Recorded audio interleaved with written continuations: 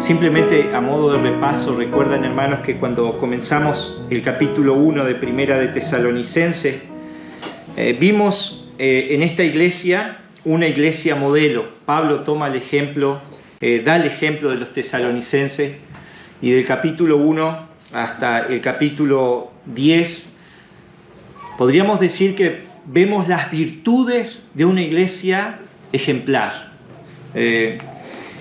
No hay otra iglesia que Pablo elogie tanto en sus cartas como la iglesia de los tesalonicenses. Y nosotros vemos todas esas virtudes que tenía esta iglesia. En el capítulo 2 estuvimos viendo, ¿verdad?, acerca de las características de un genuino, verdadero siervo de Dios. Y decíamos simplemente a modo de repaso que un verdadero siervo de Dios es alguien que está dispuesto a sufrir por el Evangelio, es alguien que es aprobado por Dios, tiene una motivación sincera de servir a Dios, es alguien que procura agradar a Dios más que a los hombres, es alguien que ama a los hermanos, tiene un amor genuino y tiene un andar digno de un cristiano. Y ahí quedamos, hermanos. Así que hoy vamos a continuar este estudio que estamos trayendo versículo a versículo. Vamos a leer el versículo 13.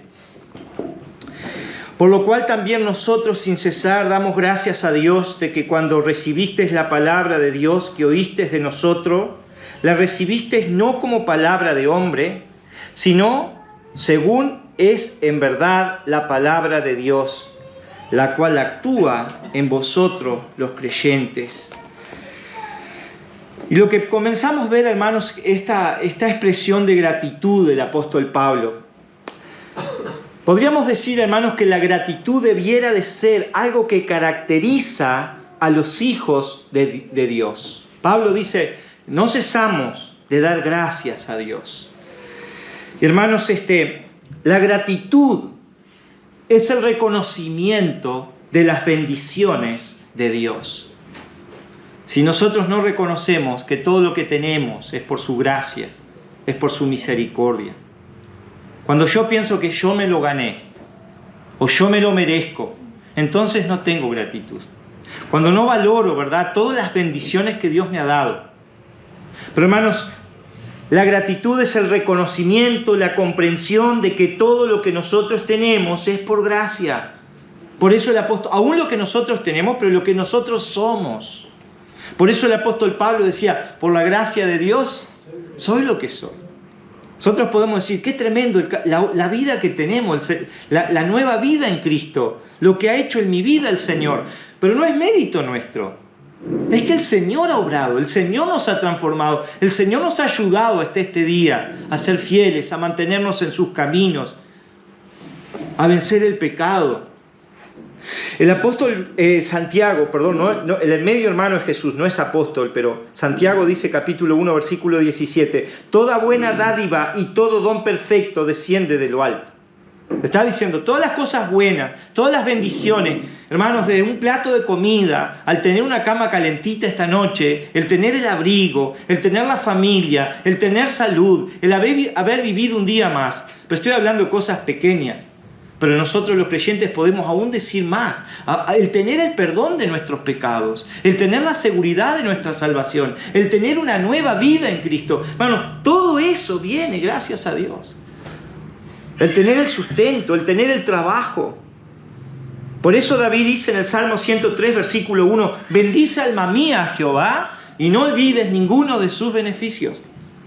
Somos tendenciosos a olvidarnos lo que Dios ha hecho en nuestra vida, hermano. Que no te pase que olvides la obra maravillosa de salvación que Dios ha hecho en ti. ¿De dónde te sacó? Entonces, por eso dice David, miren, versículo 1 en adelante, dice, no olvides ninguno de sus beneficios. Él, ¿quién? Es Él quien perdona tus pecados. Él es el que rescata del hoyo tu vida.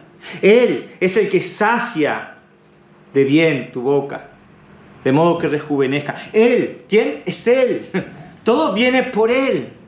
Todo es por Él. Es como, recuerdo las palabras que Pablo dice en Romanos capítulo 11, versículo 36. Porque de Él y por Él y para Él son todas las cosas.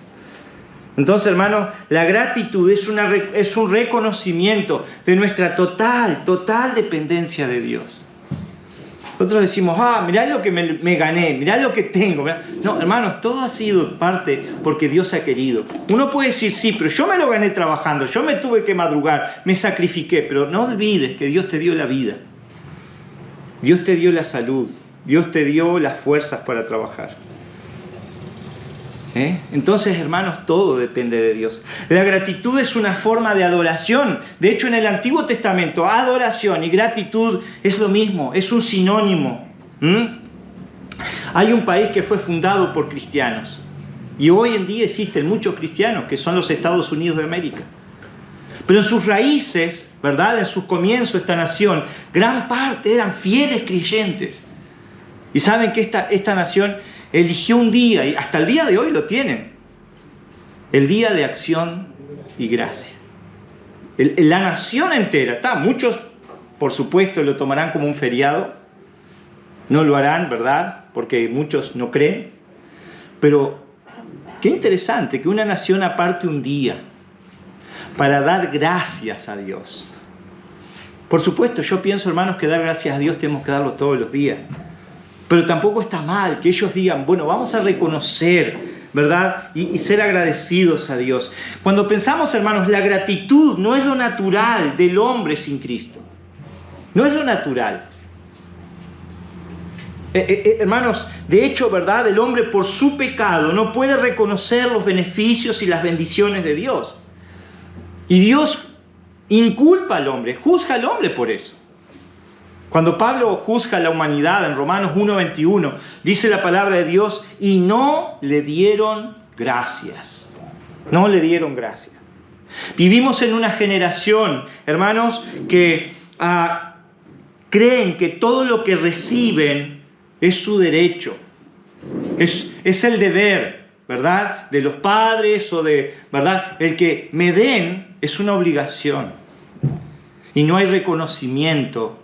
No hay gratitud. Y esto pasa en todo ámbito social. Aún hasta, ¿verdad? En la familia. Los hijos no reconocen, hermanos, el sacrificio quizás de pronto detrás de los padres, en poder proveerles para que estudien, ¿verdad? Falta gratitud. Y a veces, hermanos, esa gratitud tampoco hay en la iglesia. Nos puede pasar que un creyente sea desagradecido. Y piensen que los hermanos están en la obligación, en la verdad de tener que darme, ayudarme. Sí, hermanos, sí, por supuesto, es un mandamiento bíblico que nos amemos, que nos ayudemos. Pero qué bueno es ser agradecido. Es una virtud que el apóstol Pablo tenía. Nosotros vemos, hermanos, que Pablo no solamente era agradecido en sus cartas, sino que la vida de Pablo fue constantemente agradecido. No solamente en sus cartas él escribía acerca de la gratitud, sino que su vida, Pablo practicó la gratitud. En la Biblia es un tema relevante. En los Salmos aparece 35 referencias en cuanto a la gratitud. Pablo menciona 18 veces en sus cartas, instruye otras 10 a ser agradecido. Y en total, en la Biblia hay 140 referencias en cuanto a la gratitud. Alguien dijo, la gratitud es el remedio para nuestra queja, nuestro espíritu crítico y amargado y desconforme. Cuando estamos en ese camino es porque a veces hemos perdido la gratitud y no valoramos las bendiciones de Dios. En vez de estar quejándonos quizás de tu esposa, de tu esposo, ¿no das gracias a Dios por tu esposo, por tu esposa, porque Dios te ha permitido vivir un día más? ¿No das gracias por sus virtudes? En vez de quejarte, hermanos, por tu iglesia, ¿no das gracias a Dios por tu iglesia? ¿Sabes cuántos hermanos en el mundo quisieran tener la bendición que tú tienes en esta noche? De poder asistir libremente y congregarse y adorar a Dios y escuchar su palabra, pero no lo pueden hacer. ¿Saben por qué, hermanos? porque estarían poniendo en riesgo sus vidas. Porque simplemente en lugares donde ellos viven se prohíbe el Evangelio. Hermanos, ¿cuántas veces nosotros estamos quejándonos de nuestro trabajo? Oh, gracias a Dios tengo un trabajo. ¿Cuántas veces nos quejamos, hermanos, verdad? No sé, de tantas cosas. Tú dirás de este auto, ¿verdad? Que tengo, este cachilo y no anda y te quejas.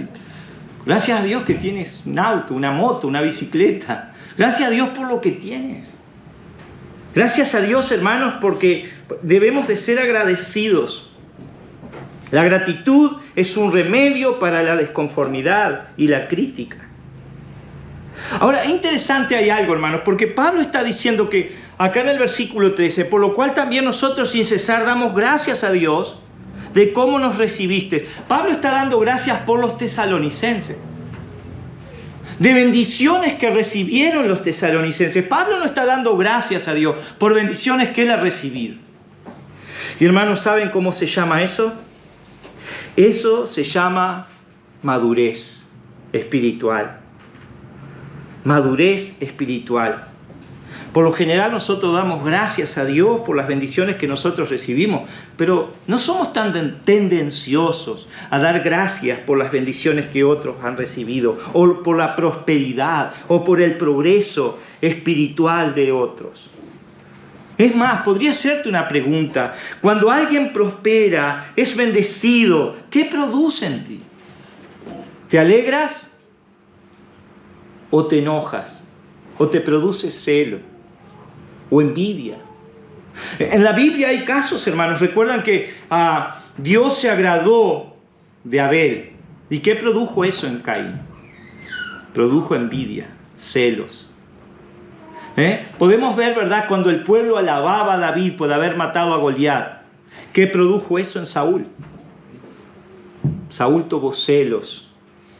Hermanos, el deseo del apóstol Juan, recuerdan en 3 de Juan, versículo 2, dice, eso debiera de caracterizar a un creyente maduro. Ese debe ser el deseo sincero de tu corazón hacia todos tus hermanos. ¿Y saben cuál es? Amado, yo deseo que tú seas prosperado. ¿En qué? En todas las cosas. Así como prospera tu alma. En otras palabras, hermanos, debiéramos de darle gracias a Dios por ese hermano. Ese hermano está predicando mejor que yo. Amén. Gracias, Señor. Ese hermano, ¿verdad?, es más usado que yo. Amén. Qué bueno. Ese hermano, ¿verdad?, ha sido más bendecido que yo. Amén. Pero no decir, pero mirá, me está ganando. Ese hermano gana más almas que yo. No sé, hermanos, tantas cosas que... Pero Pablo está dando gracias por otro. Ahora, siguiendo en el versículo 13. Por lo cual también nosotros sin cesar damos gracias a Dios de que cuando recibiste la palabra de Dios, de que oíste de nosotros, la recibiste no como palabra de hombre, sino según es en verdad la palabra de Dios, la cual actúa en vosotros. La palabra de Dios. Pablo comienza diciendo, la palabra de Dios que oísteis.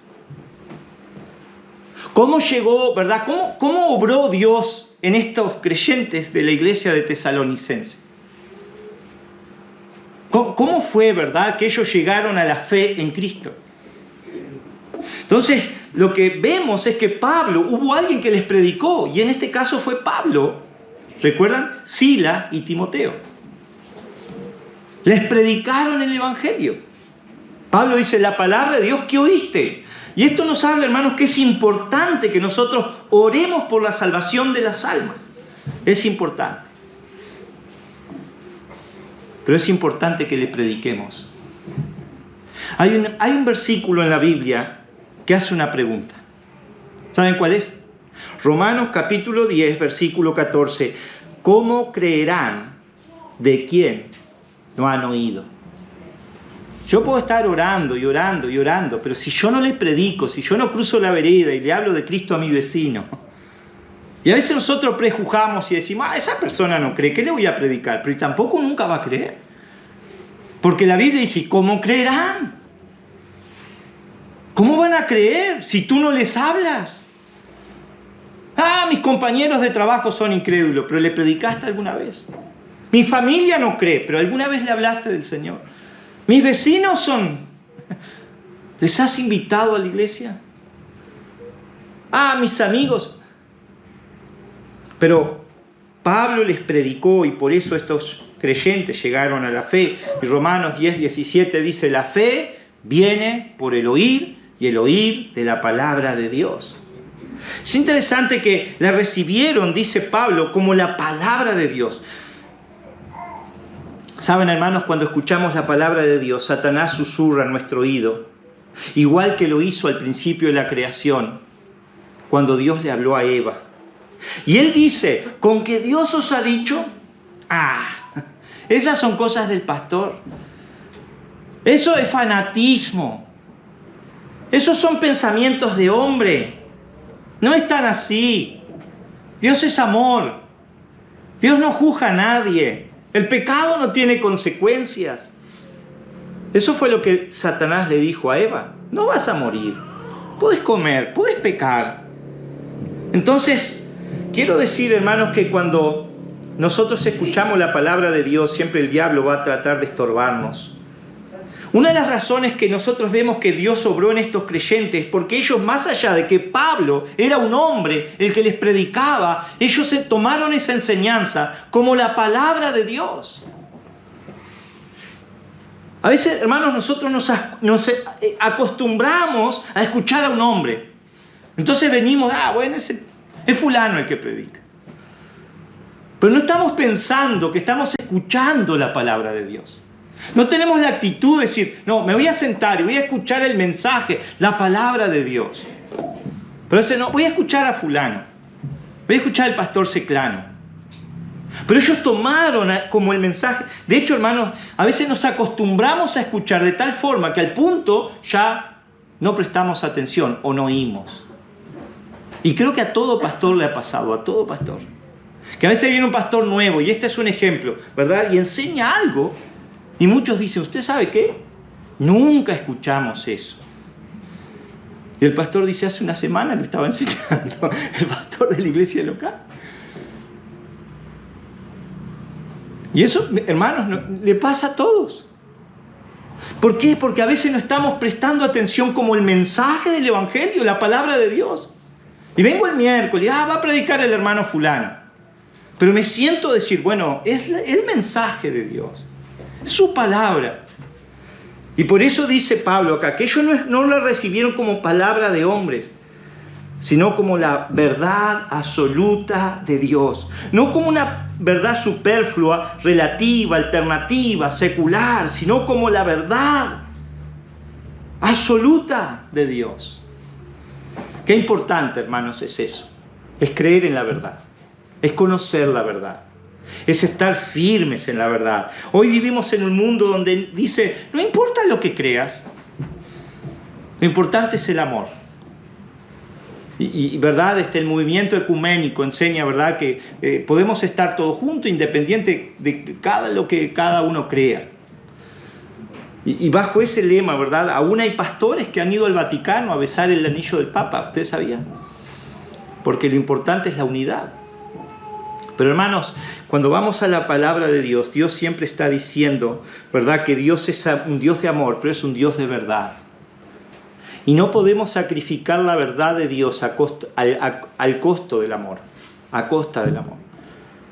Entonces, hermanos, estos creyentes recibieron con celo, con fe, con convicción la palabra de Dios.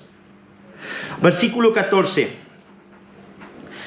Porque vosotros, hermanos, vinisteis a ser imitadores de las iglesias de Dios en Cristo Jesús, que están en Judea.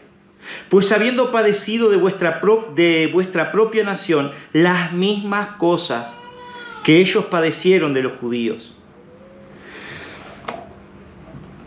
Sabemos que cuando los tesalonicenses, esta iglesia, se convirtieron a Cristo, los de su propia ciudad, los de su propia gente, les empezaron a perseguir. Y Pablo les toma como ejemplo a las iglesias de Judea, a los creyentes que estaban en Jerusalén. Porque cuando se convirtieron, recuerdan, esto relata el libro de Hechos, en la década 40 después de Cristo, Herodes hizo grandes persecuciones. Recuerdan que Jacob fue decapitado, Pedro fue puesto en la cárcel, la iglesia fue perseguida, y es tremendo. Ahora, hermanos, en el mundo existen algunos grupos cristianos que enseñan y profesan que ser cristiano es ser una persona libre de problemas. Vení a la iglesia, entregate a Cristo y vas a vivir una vida sin color de rosa. Y van a haber flores en tu camino. Y hay ese lema, pare de sufrir.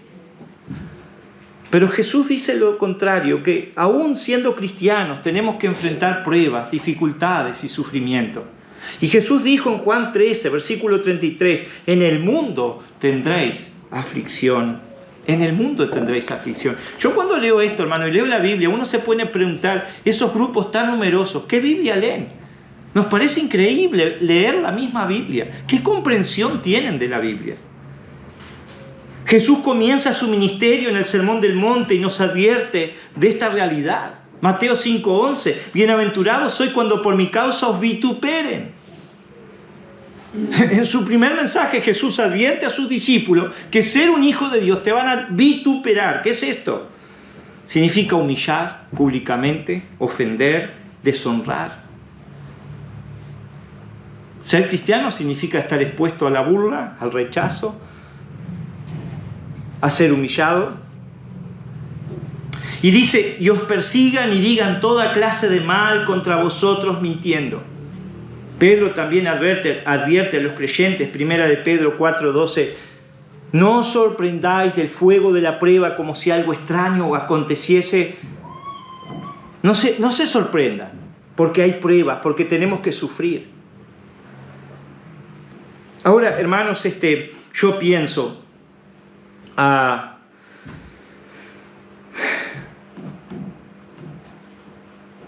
hermanos, nosotros como creyentes, en nuestra nación, en nuestro contexto,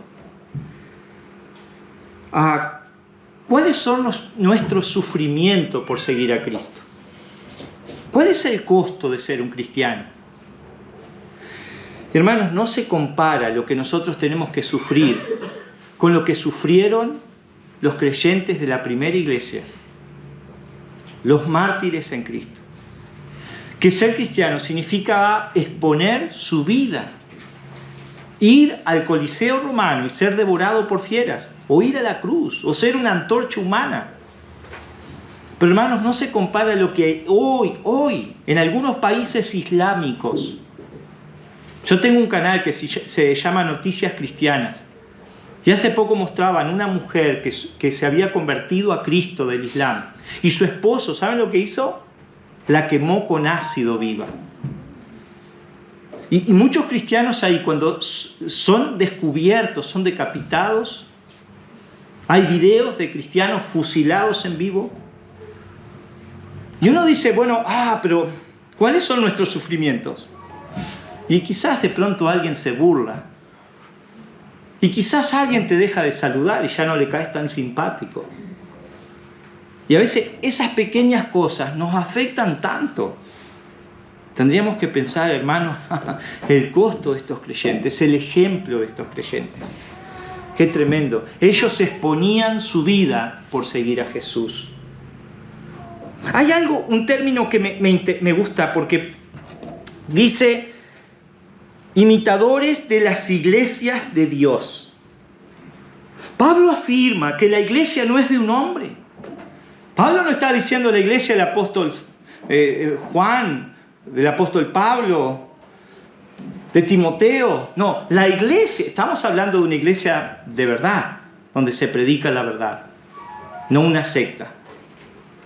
Pero hermanos, la iglesia ¿a quién pertenece? A Dios. No pertenece a los hombres. Por eso decimos la iglesia del pastor fulano, está mal expresado. La iglesia pertenece a Dios. Y hermanos, es importante que nosotros tenemos que entender que si la iglesia pertenece a Dios, tenemos que tener cuidado cómo pensamos de la iglesia. Si yo voy contra la iglesia, ¿contra quién voy? Contra Dios. ¿Recuerdan, hermanos, lo que dijo Jesús allí en el camino de Damasco a Saulo de Tarso? ¿Y Saulo de Tarso qué iba a hacer? ¿Iba a perseguir qué? Cristianos, iba a perseguir la iglesia. Y viene Jesús y le dice: Saulo, ¿por qué me persigues? Entonces, hermanos, ¿qué temor tenemos que tener? Y uno puede pensar: pastor, pero usted no sabe lo que es mi iglesia. A mí, hermanos, en estos años, tantos hermanos me han dicho en otros lados: pastor, pero usted no sabe la iglesia que yo me congrego. Los hermanos son fríos, no hay amor, hay chisme, hay celos, hay contienda. Hermanos, ¿hay una iglesia semejante así en la Biblia? Los corintios. Y creo que mucho peor todavía, porque los corintios se llevaban a juicio. Imagínense estar en los tribunales y el domingo cantar himnos juntos, ¿no? Se emborrachaban en la cena. Había fornicación, había de todo tipo de pecado. Había celos, había contienda, había divisiones. Hermanos, tremendo lo que pasaba. Había desorden, por eso Pablo toma el tema de los dones, y porque había desorden. ¿Y sabe cómo comienza la carta de 1 Corintios capítulo 1, versículo 2? La iglesia de Dios. Yo siempre le digo a estos hermanos: la iglesia es de Dios, es su obra.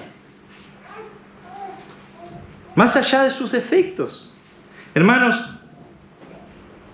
Cristo dijo en Mateo capítulo 16, versículo 18: sobre esta roca edificaré mi iglesia. Sobre esta roca edificaré mi iglesia. Ahora, continuando allí, seguimos adelante en el versículo 15. Los cuales mataron al Señor Jesús y a sus propios profetas, y a nosotros nos expulsaron, y no agradan a Dios, y se oponen a todos los hombres, impidiéndonos hablar a los gentiles para que éstos se salven. Y acá hay una expresión que me llama la atención. Así colman ellos siempre la medida de sus pecados, pues vino sobre ellos la ira hasta el extremo. Así colman ellos la medida de sus pecados. ¿Vieron esta expresión? Dios está hablando de la nación de Israel. Israel, cuando vino Jesucristo, el Mesías, no lo recibieron, lo rechazaron, lo crucificaron. Hasta el día de hoy, Israel como nación rechaza a Jesús. Sí, hay judíos cristianos, sí, que se han convertido. De hecho, ¿verdad? Pablo era judío. Ahora, dice acá: ellos colman el pecado. Y hermanos, esto nos enseña que el hecho de que quizás nosotros o alguien peque deliberadamente y diga: bueno, yo peco y a mí me va bien, por ahora no me ha pasado nada, sí que voy a seguir pecando. Hermanos, la paciencia de Dios tiene un límite. La paciencia de Dios tiene un límite. Miren, cuando uno mira, Dios trajo el diluvio. ¿Saben la expresión que dice allí en Génesis antes de que Dios trajera el diluvio? Dice: y la maldad de ellos llegó ¿hasta dónde? Hasta el cielo. ¡Wow! Y aún así Dios tuvo paciencia, porque Noé les predicó 120 años. 120 años. Pero un día Dios cerró la puerta y la paciencia de Dios se terminó. Cuando vemos Sodoma y Gomorra, estas ciudades destruidas por Dios, dice que su pecado llegó hasta el cielo. Cuando Dios destruyó las tierras de los cananeos, ¿verdad? Dice Génesis 15, 16, porque no ha llegado hasta el colmo la maldad del amorreo. Posteriormente Dios iba a traer juicio sobre esas naciones. Lo que está diciendo, hermanos, que yo, más allá que piense que mi pecado no tiene consecuencia y quizás yo pueda salirme con la mía, hermanos, nadie le gana a Dios. Nadie juega con Dios. Nadie puede esquivarle, ocultarle a Dios. Dice la palabra: lo que el hombre sembrare, eso cosechará. Son las mismas palabras, recuerdan lo que dice Eclesiastés 11:9, cuando Salomón dice, oh joven, y podríamos decir hombre, mujer, alégrate en tu corazón, tome placer tu corazón y anda en los caminos de tu corazón. O sea, haz lo que quieras, puedes pecar deliberadamente, pero ¿qué dice después? Recuerda que sobre todas estas cosas te juzgará Dios. Dios un día pedirá cuenta. Hermanos, eso nos debe dar temor. El pecado siempre tiene consecuencias y la paciencia de Dios siempre tiene un límite, ¿no? Entonces, continuando, ¿verdad? Dice allí el versículo 16. Impidiéndonos hablar a los gentiles para que éstos se salven, esos colman siempre la medida de sus pecados, pues vino sobre ellos la ira hasta el extremo. Versículo 17. Pero nosotros, hermanos, separados de vosotros por un poco de tiempo, de vista, pero no de corazón, tanto más procuramos con mucho deseo ver vuestro rostro. Me gusta mucho esto. Hermanos, Pablo dice, procuramos con mucho deseo ver vuestro rostro. Hermanos, una de las razones que nosotros tenemos para congregarnos y para reunirnos como iglesia, no solamente es para adorar a Dios, escuchar su palabra, pero para estar juntos. Para vernos, hermanos. Es un gozo vernos. Hermanos, yo no puedo decir, ¿verdad?, que tengo amor a mis hermanos si no tengo ningún interés en verlos. Ponga un ejemplo, ¿verdad? Aquellos que son novios. Y la miro a nuestra hermana Catherine. Qué difícil. Josué está allá en Tacuarembó. Estoy seguro que si ustedes le preguntaran a Josué, quisiera estar acá. Sería triste, ¿verdad? Que dijera, no me interesa. No quisiera estar, ¿verdad? Hermanos, porque si hay un afecto sincero, si hay un amor sincero, queremos estar juntos, queremos compartir. 2 años estuvimos impedidos de poder estar todos juntos como iglesia. Estábamos separados porque teníamos un grupo en la mañana, otro grupo en la tarde. Hermanos, recién hace poquito, ahora podemos estar todos juntos como familia. Aprovechemos eso. Aprovechemos eso, disfrutemos. Demos gracias a Dios por esa bendición. Ahora podemos estar todos juntos reunidos. De hecho, no estamos todos juntos. Si estuviéramos todos juntos, no sé qué haríamos. Falta más de la tercera parte de la iglesia. Pero hermanos, qué bendición. Una de las motivaciones de congregarnos es porque queremos ver a nuestros hermanos. ¿Recuerdan un himno antiguo del himnario popular, los hermanos que tienen más años en el Señor? Cantar nos gusta unidos, ¿no? O sea, es lindo cantar en casa, pero qué lindo es cantar con la congregación. Qué lindo es cuando nos unimos en adoración juntos. Orar nos gusta unidos. Adorar nos gusta unidos.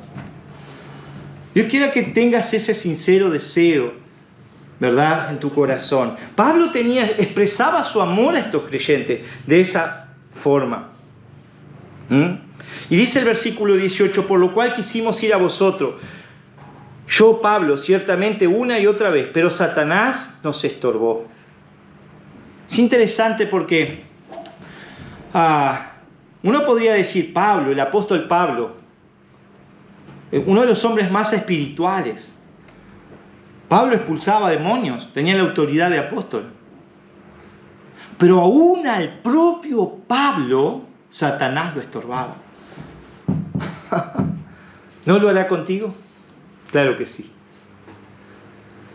Y Pablo tiene una conciencia clara de la lucha espiritual. Pablo entendía que más allá de las personas y las circunstancias y los judíos que se oponían y la gente, ¿verdad?, que siempre estaba trancando o oponiendo a su ministerio, entendía Pablo que detrás de todo eso, ¿quién estaba? Satanás. Satanás siempre se va a oponer para que tú busques a Dios, agrades a Dios, sirvas a Dios. Él se va a oponer a la iglesia, Él se va a oponer a los siervos de Dios, Él se va a oponer a que la obra de Dios crezca en tu vida. Él va a tratar de estorbarte, Él va a tratar de desanimarte. Y por otro lado, vemos que esto es una de las cosas que hace Satanás en los creyentes. ¿Qué hace? Puede estorbar. Ahora, hermanos, ¿qué no puede hacer? No puede poseernos. No puede poseernos porque tenemos su espíritu. No puede, porque pertenecemos al Señor. Sí puede estorbarnos, puede tentarnos, pero la Biblia dice: resistid al diablo y huirá de vosotros. Resistid firmes, dice, en la fe. Y dice: someteos a Dios y huirá de vosotros. Entonces, hermanos, vemos una de las obras que hace el diablo. Pero dice, versículo 19, ¿por cuál es nuestra esperanza o gozo o corona de que me gloríe? ¿No sois vosotros delante de nuestro Señor Jesucristo en su venida? Vosotros sois nuestra gloria y gozo. Y terminamos con este versículo. Hermanos, Pablo está diciendo, en otras palabras, el día que yo esté en el cielo, o el día que esté presente al Señor, ¿de qué cosas me voy a gloriar? Ah, Señor, vos no sabes cuánta plata dejé en el banco. Señor, vos no sabes qué auto, 0 kilómetros, tremendo, dejé en el garaje, allá en la tierra. Señor, vos no sabes cuántas medallas y trofeos gané, ¿verdad? Cuántos títulos logré, cuánta fama tenía, cuán poderoso era en la tierra. Hermano, todas esas cosas no te sirven de nada.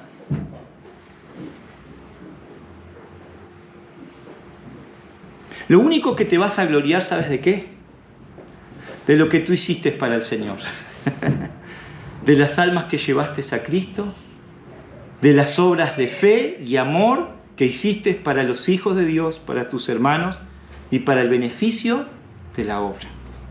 Eso es lo único que va a tener recompensa eterna. El resto, hermanos, se va a quemar. El resto va a quedar acá.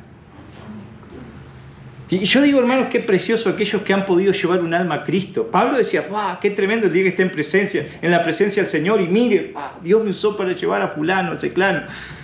¡Qué abrazo le vamos a dar a esos hermanos y decirle, valió la pena!